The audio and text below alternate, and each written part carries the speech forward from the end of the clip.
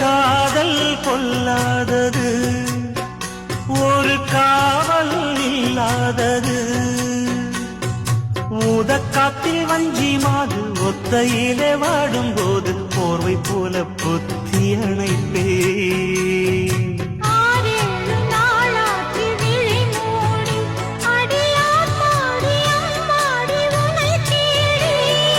நீதானே மானே என் இளஞ்சோடி, உனை நீங்காது என்று